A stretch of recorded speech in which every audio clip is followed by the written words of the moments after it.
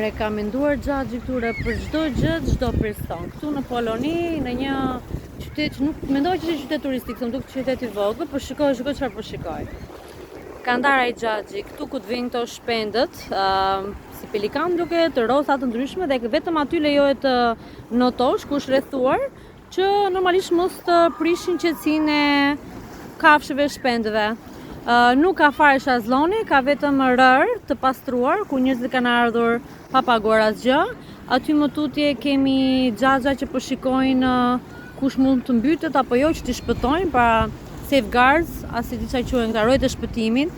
Më tutje kanë ata që duan të ikin me varka, apo me semafora, apo me gjëra që mos i shqetësojnë fare publik nga zhurma.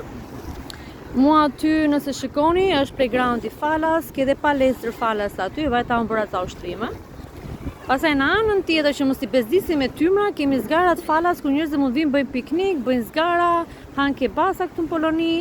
Edhe të thash, edhe këtu biles nuk lejohet të notosh, pra e kanë për tamam që njerëzit mos të bezdisin njëri tjetrin, ke hapësirë për gjithë, ka bar, ka rër, ke pasaj restorante që janë më tutje, mund t'ish anas rrugës akullore, nuk ka asgjë mund gjitur këtu, edhe është gjitha falas.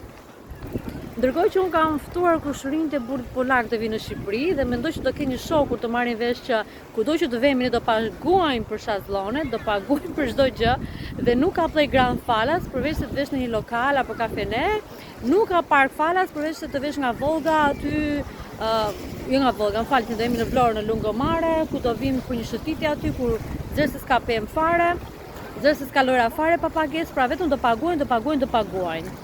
Mendoni ju që do vim prapë? Nuk e di, shpresoj.